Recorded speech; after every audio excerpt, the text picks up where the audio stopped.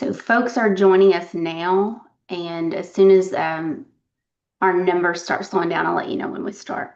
Okay.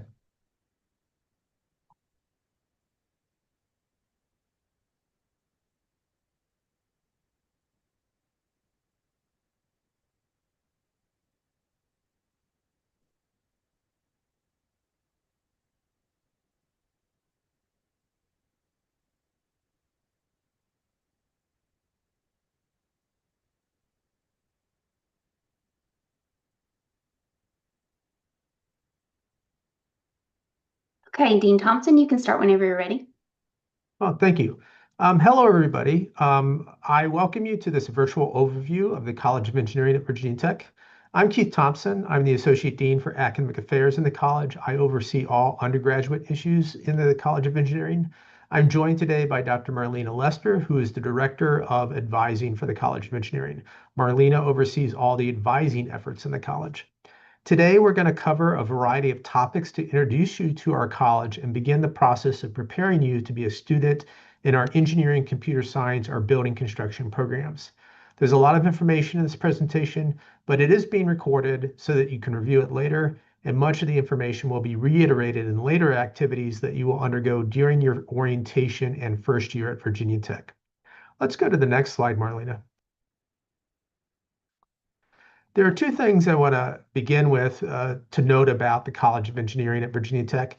First, we're ranked 13th overall for undergraduate engineering programs in the nation. Some of our specific majors are ranked even higher, such as civil engineering or industrial and systems engineering. So this is a high quality program that you are entering. There are going to be opportunities for participation in many great activities such as student engineering competition teams and undergraduate research. And you're going to find a lot of employers who will value our graduates and come here seeking students to hire. The other part that comes with this high ranking is there are also going to be some high classroom expectations in terms of the rigor and the amount of workload that you will encounter. And I'm going to touch on these aspects in a later slide. The second part is that we are the seventh largest producer of engineering and computer science graduates in the nation. There will be slightly over 10,000 undergraduates enrolled in our college this fall. That size is what allows us to offer many of our high value experiential learning opportunities, but it can also be overwhelming to be one student out of 10,000. You might feel a little lost at times. While we have some very large degree programs in our college, we also have some smaller ones such as mining or material science and engineering that have a more personal feel. So you will have the opportunity to find a program that feels like the right size for you if you are open to exploring different majors in the college. Let's go to the next slide. As a student in the College of Engineering, there are many people available to provide support for you. The Academic Affairs team, who is shown on this slide, oversees many of the student processes such as course withdrawals, the change of major process, approvals for undergraduate research, and so on. Additionally, each of you will be assigned an academic advisor to help you select courses and point you in the right direction should you encounter any issues that require a campus support office or a specific process to resolve. I'm not going to go over everything that's on this slide, but as you can see here, we have people who specialize in various areas, and we have a lot of forms and processes that we manage in the College of Engineering Academic Affairs office. Let's go to the next slide. The College of Engineering offers 14 baccalaureate degrees. There are 12 engineering programs. We have a computer science degree, and we have the building construction program. The 12 engineering programs and computer science are restricted degrees.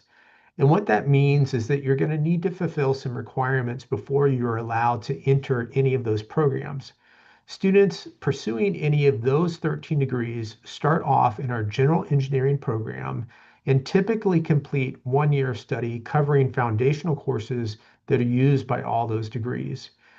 If the exception to that is if you're a transfer student and have already completed all of that curriculum at your other institution before coming to Virginia Tech, we will directly admit you to one of those degree granting programs. Once completing the first year curriculum, and if your grade point average is at least 2.0, then you are eligible to request matriculation from general engineering to one of those restricted programs. Admittance to those programs depends on the space that they have available in the program and your GPA. So you typically want a stronger GPA than 2.0, and there are some programs where your GPA needs to be at least 3.0 in order to be able to get into that program. The building construction program is the college's one non-restricted degree program. You can begin in that program immediately. It's a very good program with good job opportunities, so it is worth looking into if you're interested in going directly into a program. Let's go to the next slide. I'm going to spend a little bit of time mentioning some of the expectations you will encounter as a student in the College of Engineering. While we have a lot of people in the college and at the university who are here to support you, this is support that has to be requested by you. We are not monitoring you in such a way that we're going to know if you're having a problem on any given day. We don't know if you've gotten sick and need to miss classes. We don't know if you've encountered other obstacles that are impacting you. We don't have the capacity to do that when we have 10,000 students in the college. So it's important that you take the time to initiate a request for support whenever you're encountering problems. That means being very self-aware of when something's happening and when you need help. When this occurs, the best place to start is with your academic advisor. Even if they don't know how to help you directly, they can often point you in the right direction, or they're going to reach out to someone like myself or Marlena for assistance, and we will get you pointed in the right direction to get you the help you need. The worst thing you can do is to just try to isolate yourself and not reach out and talk to anybody at all. Regarding academics, the experience that you will have at a highly ranked college may differ a lot from what you've experienced in high school or even if you went to a two-year college. The classes are typically larger. The content is likely to be more theoretical. There will be a higher expectation around your ability to comprehend complicated subject matter. Many of you are going to need to spend more time outside of class studying. The typical rule of thumb that we recommend is 2 to 3 hours outside of class for every hour that you spend in class. That should not just be time that you spend right before a test, but something that you're doing routinely every day, whether that's working on an assignment, and you should start all your assignments early, or whether it's just going through all the notes you took in a given day, organizing them, making sure they're in good order, copying them down. That does help you retain that knowledge. Additionally, your instructors are likely to have more rigid class policies. They have a lot of students and they need to keep their classes moving on a specific schedule. So they can be very rigid on assignment deadlines, and they might have some very specific expectations about the formatting of the work that you need to turn in. You're going to need to study the syllabus that's provided.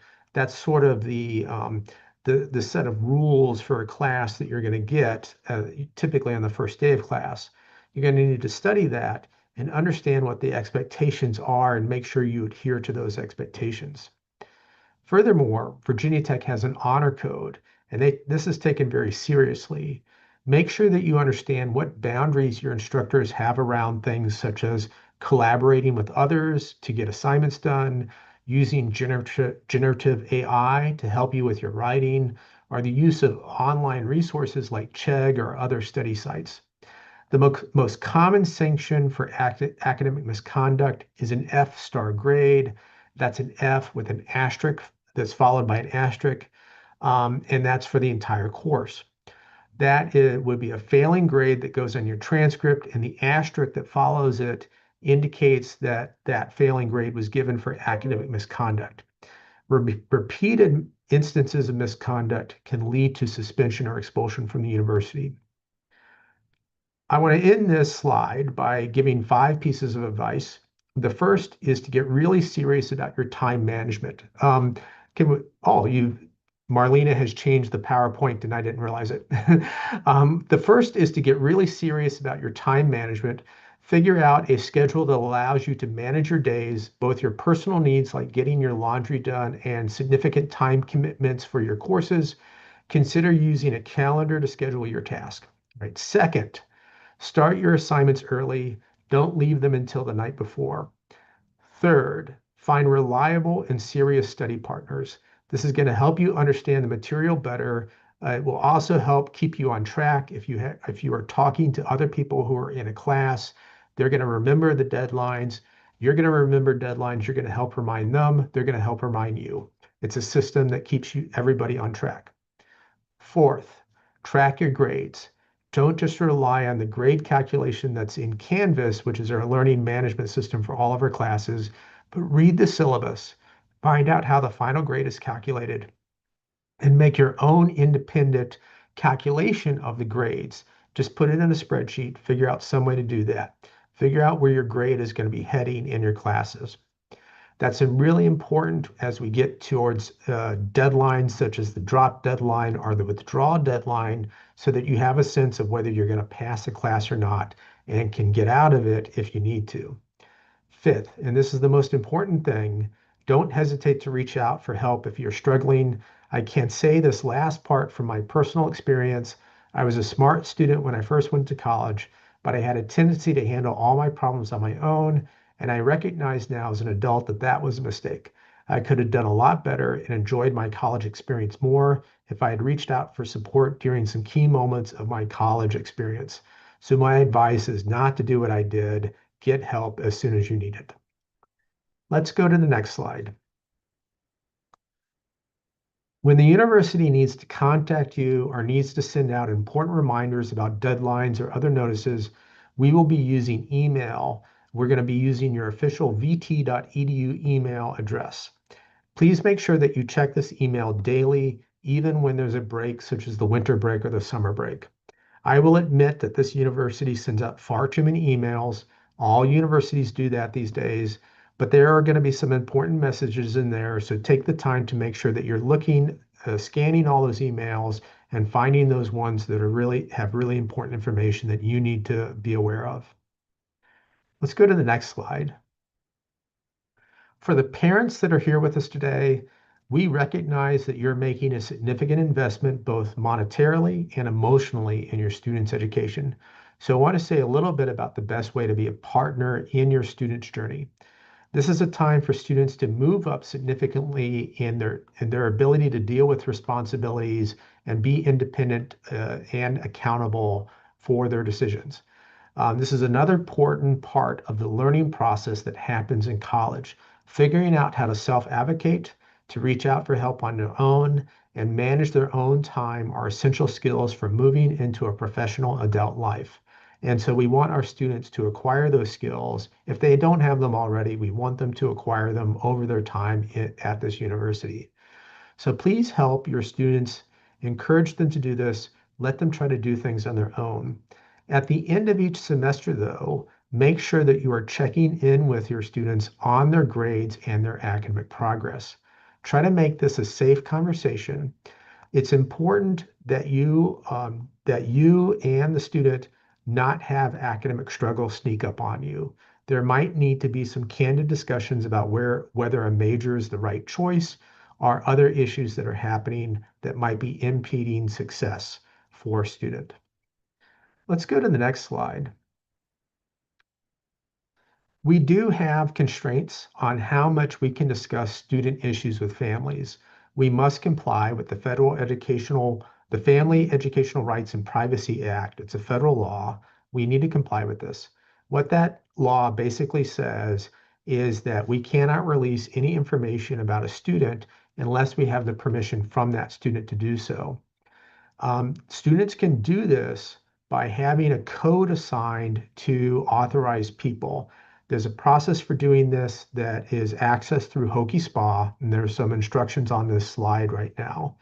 If you call us up, if you're a parent and you call us up and you want information about your student, the first thing that we're going to do is we're going to ask for this FERPA code, and then we'll check and confirm whether it matches what we have in our system. If it matches, then we will be able to have a discussion with you. In general, we do try to work with the students as much as possible and not the parents, because as I said in the previous slide, we are trying to foster that sense of independence and accountability in all of our students. Let's go to the next slide. So these next few slides are going to talk about various resources and support that we have available either in this college or at the university as a whole. All of these resources are cataloged in a central website that we maintain in the college that's simply titled Resources and Support. And you can see a copy of what this slide looks like on the what that web page looks like on this particular slide, and the QR code that's shown will take you to that website. There are all of the different tabs that are on this website are blocks that you see here. Will take you to the official website for these different resources that are pointed out. So let's go to the next slide, and I'm going to walk through a few of these resources one by one. The best resource, as I mentioned before, is your academic advisor. You can find out who your academic advisor is through Hokie Spa or Navigate. Appointments with advisors are managed through the Navigate software system. And this is something you're going to want to figure out relatively early in your time at Virginia Tech. Let's go to the next slide. The college has a computer requirement. Earlier in the summer, we offered a virtual session on the computer requirements that was recorded and is available for any of you that want to review that. You can also find the information on the computer requirement on the website, which is listed on this particular slide. When you are on campus, if your computer has any issues, we have a college team that's called SWAT, that stands for Software Assistance Triage, and they have an office located in Torgerson Hall, and they can help you with any issues that occur. If your laptop or computer becomes unusable in some way, they can even loan you a laptop to help get you through your classes and whatever you need to do for a temporary period of time. Let's go to the next slide. Virginia Tech has a counseling center near our campus. We also contract with an online service center called Timely Care. I highly encourage any students that begin to experience mental health challenges to make use of those support units. For Cook Counseling Center, we even have an embedded counselor who's associated with the College of Engineering who works exclusively with College of Engineering students. Let's go to the next slide. Another good support office, if you are experiencing any sort of family or personal life disruption, is the Dean of Students office. They routinely provide absence verifications if you need to miss class and that instructor wants some verification that should be an excused absence. They have emergency funds if you experience financial distress, or if you need food assistance. They run a market that provides emergency food. They offer general support for a variety of problems you might encounter. They're also well connected with all other support offices across the campus, and they can help get you connected with any resources that you need if you are encountering problems. Let's go to the next slide. If you had accommodations or an individual education plan when you were in high school, I strongly encourage you to register with the Office for Students with Disabilities, or SSD, at Virginia Tech. They will review appropriate medical documentation. They'll make an assessment of your needs. They'll have you meet with an access specialist, and they will authorize accommodations that you can use in your classes. The accommodations are not an unfair learning advantage. They're there to provide a level opportunity for students that need those accommodations in order to achieve their full academic potential. Let's go to the next slide. We also have a student health center, Schifferett Health Center. They're located on campus and can be accessed whenever you get sick. Prior to starting as a student, they're also going to ask for you to submit a history of your immunizations. If you haven't already done that, then you will likely have a hold placed on your account. You can get that hold removed by making sure that you get them that immunization form. Let's go to the next slide. We also have a Student Success Center. The Student Success Center at Virginia Tech provides tutoring services. They have peer mentors. They have courses on learning strategies. They have a variety of things to help you level up your academic skills. Lastly, let's go to the next slide. Lastly, we have a career and professional development center. There will be numerous career fairs on campus over the course of the year. We encourage students to do an internship or some other career building activity while you're an undergraduate student. The Career and Professional Development Office can offer assistance on writing a resume. They provide mock interviews where you can practice your interviewing skills. If you don't have business attire, you can check out business attire from them in order to do an interview. So they're very good. There are the last resources I want to point out today. I'm going to turn this over to Dr. Lester. She's going to handle the rest of this presentation. I'll hang out in the background and help answer questions at the end. Excellent. Thanks, Dean Thompson. And welcome everyone, and thanks for being a part of our session today. This is our virtual academic advising and course registration process for the College of Engineering, and the session that you're attending is our college overview. We also have some sessions that are Q&A sessions. Some of them have already been hosted, but you can find the recording on our orientation website. We will also kind of give a brief overview about this process, including academic advising and course registration. So I'm going to walk us through the timeline of this process. The first thing to keep in mind is a lot of details and dates have already been sent out, but we want to just make sure that you understand fully. And so if you're just catching up with things, that you know exactly what you need to do. So back in May, we did send out a college welcome email that included items on our engineering orientation checklist. That engineering orientation checklist really is your great starting point in case you're feeling a little lost. You just start at the top and work your way down. In June, you would have received an email from your advising program about specifically how they're conducting their advising and class registration process. And then right now, between June 11th and all the way until July 25th, we are conducting academic advising for your major. Those dates do vary by the program that you're admitted to, and this can be done before registering for classes or after. Class registration is open almost all summer. It started on June 11th and goes until August 29th, which is the last day to add classes for the fall semester. You can register for your classes. We have lots of video tutorials and information on our orientation website. And that process, like I said, can be done before meeting with an advisor or after meeting with an advisor. We also are hosting these sessions until July 25th and those optional Q&A sessions that we mentioned. For those optional Q&A sessions, we did host one on the computer requirement, so you can find that recording out there. We also have one on Hokie Shops, which is our Virginia Tech bookstore system. We also had one on peer mentoring. And then today we will host one with our Office of Career and Professional Development on career support specific for engineering. And then later we will host one on study abroad. So again, if you can't attend those sessions live, you can go back and watch the recording on that eng.vt.edu/orientation site. So you'll be able to see all of those details, including our engineering orientation resources. So at the bottom of our engineering orientation page, you will see information about the checklist that I mentioned.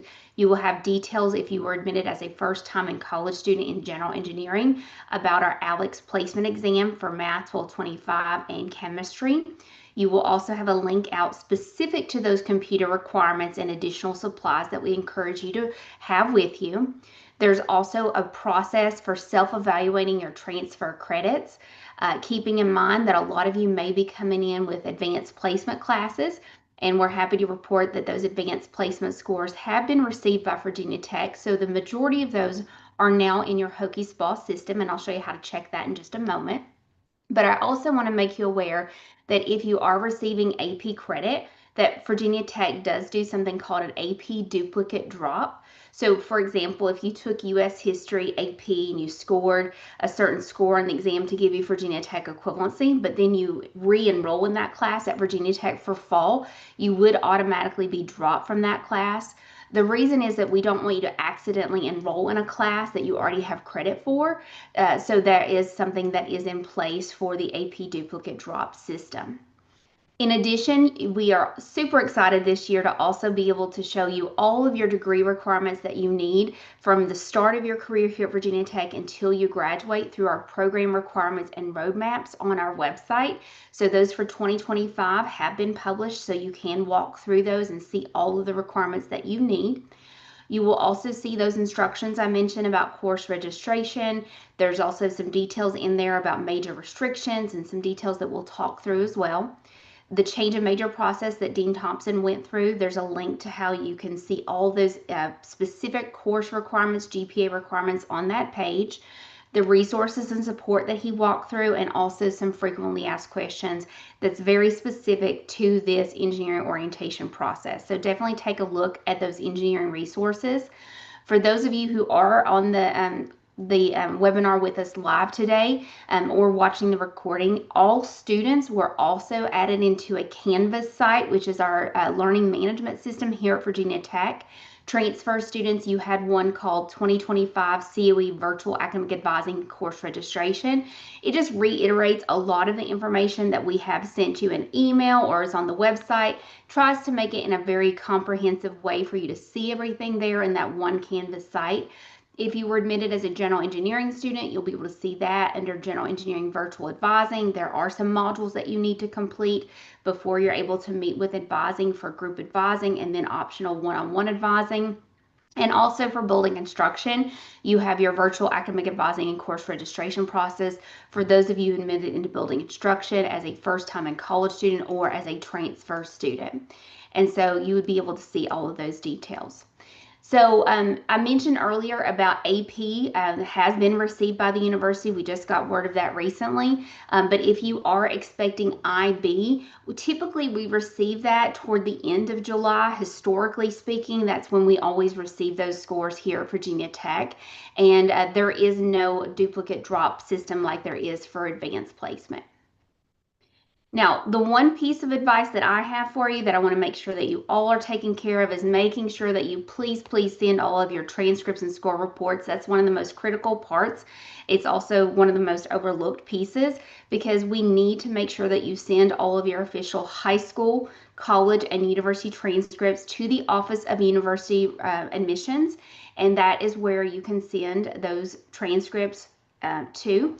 You also want to make sure you are sending all years of official score reports. If you're having advanced placement, IB, CLEP, Cambridge, or any other type of test out option, you need to make sure that you have those sent to Virginia Tech.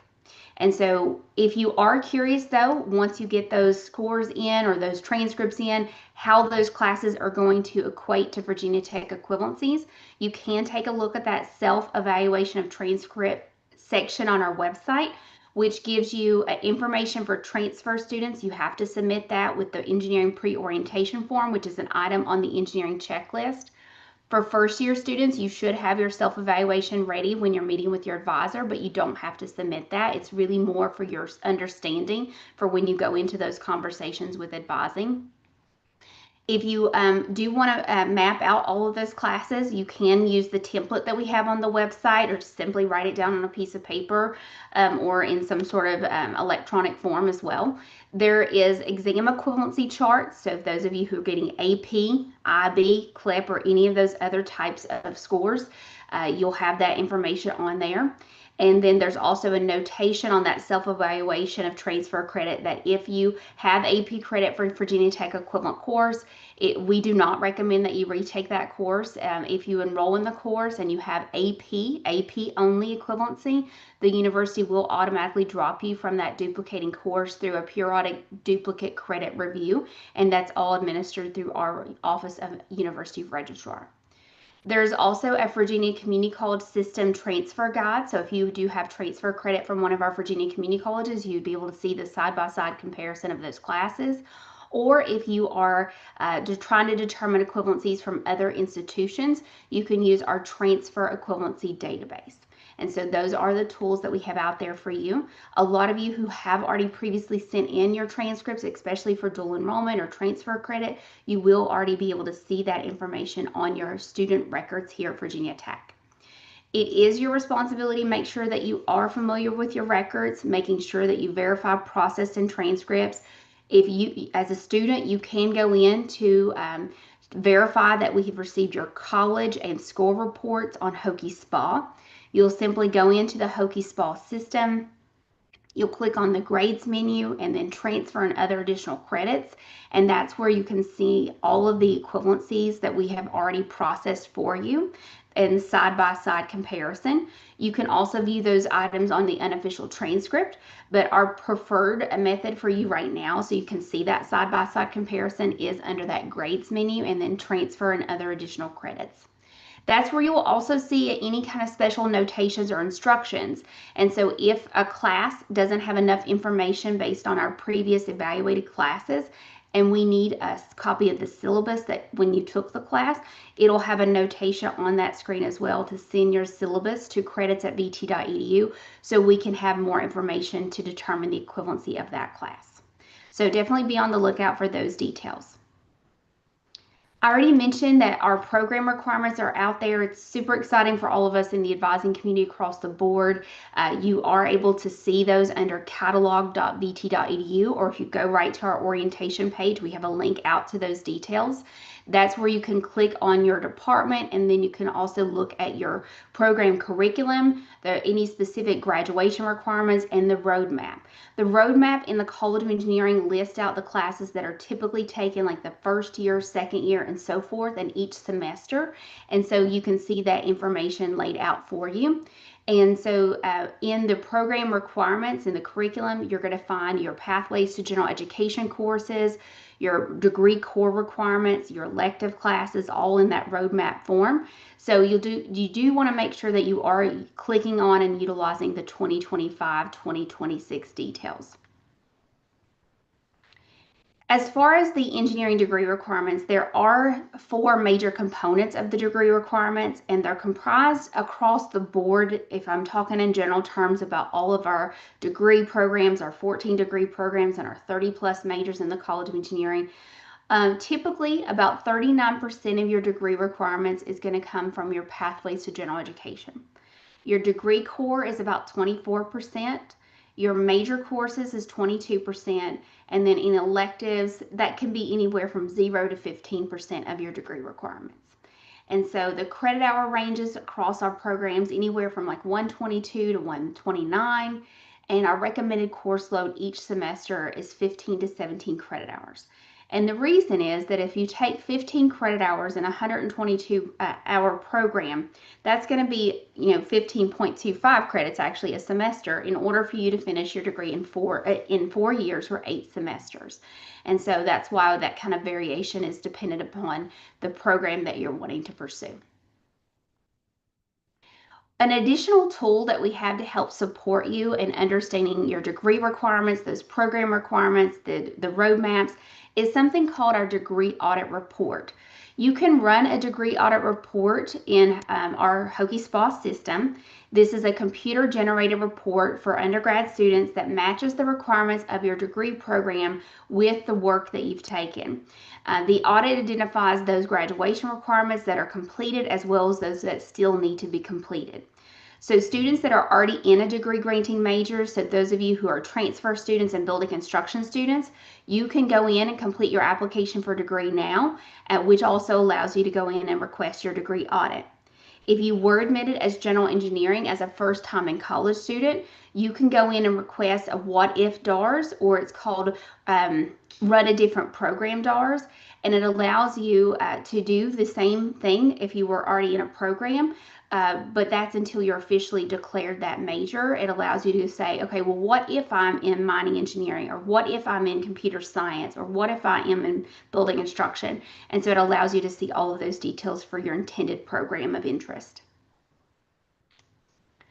I mentioned previously that course registration is already open. It opened on June 11th for all new students and stays open until August 29th, so you can register now.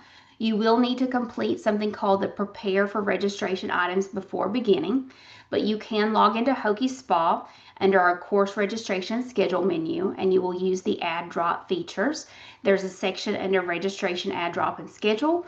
But as I mentioned previously, there are some video tutorials. There's also some detailed instructions on that course registration page that we link you out to, so you can review all of those information. I do also want to highlight, though, something called major and course restrictions when it comes to class registration. So when you go into your registration for your classes, some courses might be major restricted. So what that means is that only students officially enrolled in that major or a set of majors can enroll in that specific section of the class. This is very important when we're talking about some of the pathways to general education classes or even general chemistry. So the class you may be able to enroll in, but that particular section you'll need to verify that you are eligible as a College of Engineering student to enroll in that section. So the way that you can verify that information, of course, is just try to register for it. And if it gives you an error and it says major restriction, you'll know. But you can also click on, utilizing the timetable classes, you can click on the CRN on the far left-hand side to view those course prereqs, co-reqs, and restrictions. The timetable of classes is the way that you search for classes. You can search by term, pathways, subject, course number, and also that course request number as well. And so that's just a little bit of information that we want to make sure that you're all aware of, particularly if you're trying to enroll in general chemistry or maybe some general education type classes that you're confused on why it won't let you enroll in that particular section. So just check each section and try to find you one that it will allow you to enroll in. I mentioned this briefly, but I want to also reiterate that it's very important that students are full-time. Full-time status is 12 credit hours, and that full-time status is required for students who live on campus if you receive financial aid, are an NCAA athlete, or are an international student in the U.S. on a visa. So full-time status is that 12 hours minimum. In order to stay on track with your degree requirements, the typical engineering class schedule is that 15 to 17 credit hours that I mentioned. This is necessary to complete our degree in 4 years, and that because of that range of credit hours. For students who are also participating in the Corps of Cadets or ROTC programs, you might have a little bit more, like 15 to 19 credits each semester, just because of some of the additional Corps of Cadet classes. But 19 credits is the maximum number of credits any new student can take during their first semester of enrollment. So once you've met with your advisor, and let's say you're registering for your classes and you want to verify and make sure that you are enrolled in the classes that you think you're enrolled in, one of the things that I personally prefer that you go to verify your finalized class schedule is on Hokie Spa. If you go to the Classic Student Schedule view, that will show you a little day and time view of all your classes that you're officially enrolled in. It also provides you the CRN, it gives you the course, the modality, the title, the grading option. It also provides you the credit hours, the time of the class, the days, the location, and you can hyperlink out to the location on the campus map so you can see where that location's at. It also will provide you an instructor that's specifically assigned to that class, unless it doesn't have one assigned just yet, and it'll still say a staff until classes begin maybe. It also gives you information about your final exam schedule. So your final exam is when you'll have your final exam for that class at the end of the semester. It does not necessarily align with the time of your normal regularly scheduled classes. So definitely make sure that you are checking your syllabus the first week of classes, talking to your instructor about your exam schedule, and verifying your final exam schedule here on your Classic Student Schedule. I also want to give you some information about some upcoming academic dates and deadlines. Classes do begin on August 25th, so that's when you will have your ability to start your first day of classes here at Virginia Tech in the fall semester. The last day for you to add any new classes to your schedule is August 29th, but we do highly encourage all students to have your class schedule finalized as much as it can be before classes begin on August 25th. The last day for you to drop a course, so let's say you start out in 19 credit hours, but you feel that maybe that's not an adequate course load for you and you need to drop something, you can drop a class all the way up until October 7th without grade penalty.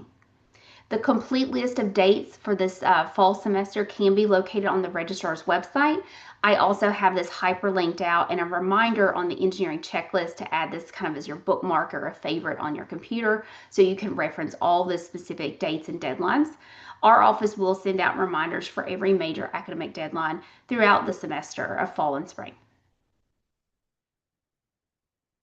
If you would like to stay informed with engineering, there's news, events, and updates. You can follow us on social media. There's lots of social media channels that our college has. The ones that I have listed here on the screen are the ones for our main College of Engineering pages. But if you go to the social link that is there on the screen, you'd be able to find the social for a particular department that you might be wanting to pursue. So if you are interested in computer science, for example, you can follow their social media platforms there as well. So definitely take a look if you are interested in the social media avenues. A few final reminders that I have for you is just make sure you go ahead and start finalizing your class schedule. You do not need to meet with an advisor before you start working on your schedule.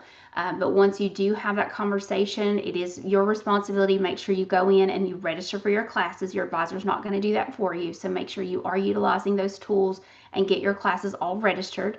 Please make sure you do review the orientation website that we have laid out. It has those program requirements, your roadmap, those tutorials that I walked us through.